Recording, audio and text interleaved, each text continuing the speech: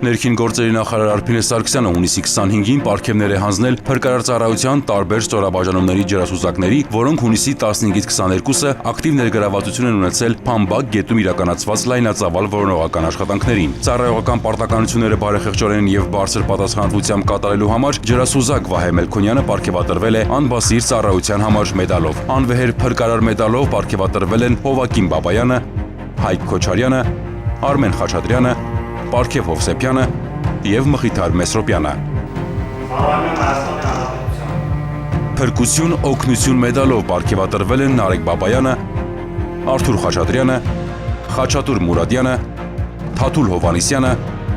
Ռուբեն Հայրապետյանը, Արթուր Խաչատրյանը։